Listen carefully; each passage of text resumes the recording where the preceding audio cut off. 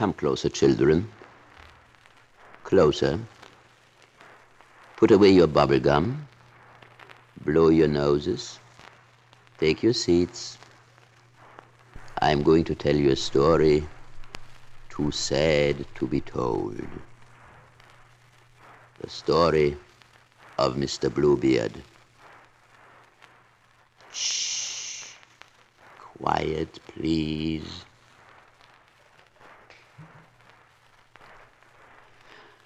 Once upon a time, a long, long time, or maybe just a short time, who knows and who cares, there lived a man who had more money than a dozen Indian Maharajas put together.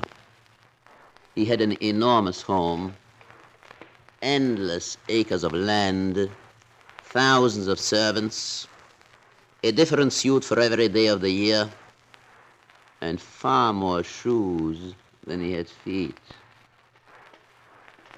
But for all his riches, ladies were not attracted to him. Not a bit.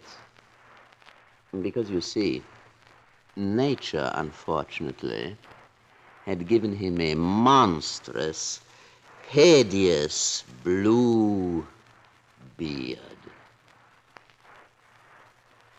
Awful. Not so far away from his castle, there dwelled two sisters, poor but respectable, each more lovely than the other, and Mr. Bluebeard craved to marry at least one of the two. But they were most fearful of him, because his beard was so hideously blue, and also because he had been married 7 times before, and none of his wives had been heard from since.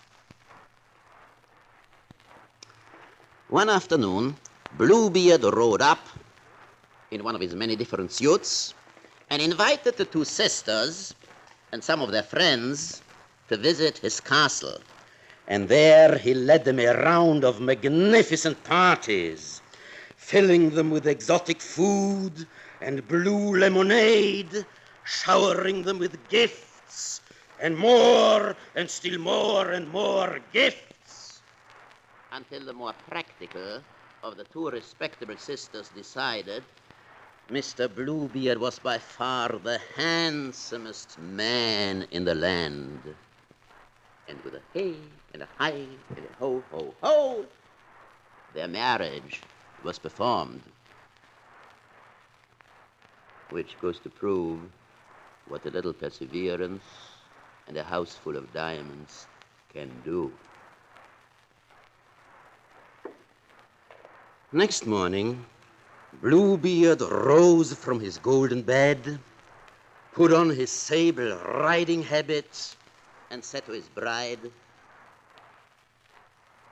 "My adorable angel, I must be off on a journey. Here are the keys to all the rooms in my castle. You may go everywhere. Every room is yours to enter, except that last, vast chamber at the end of the corridor, which can be opened only with a silver key. There you must never ever set foot inside, or if you do, I shall be a man of fury." And he kissed her bye-bye and departed. Scarcely had he left when his wife felt a burning curiosity rising in her. "Gee, I'm so curious. Gosh, how curious I am.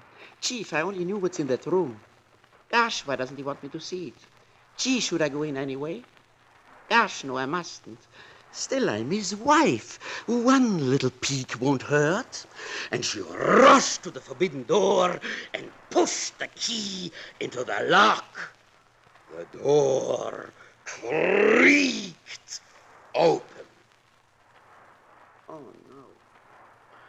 Oh, no. Oh, no, no, no, no, no. Oh, yes! Oh, yes! Oh, yes, yes, yes, yes, yes!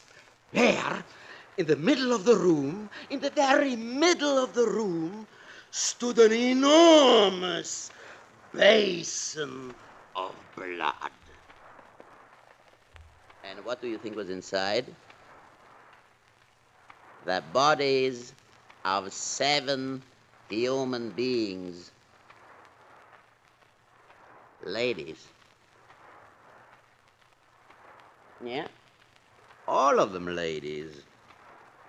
Poor, but respectable, with their heads chopped off, floating like dead fish in a dead sea. And who do you think they were? Ahu? Ahu indeed? Ahu-hu? Ahu-hu! Bluebeard's former wives, slaughtered one by one. Ah! The key! It had dropped into the basin. She plunged her hand into the thick red liquid and fetched it out. And running to the faucet, she began to wash it. But the blood wouldn't come off. It simply refused to come off. When Bluebeard returned from his journey, the first thing he did was to kiss his wife. And then he asked for the keys. And then he saw the bloody stains on the silver key.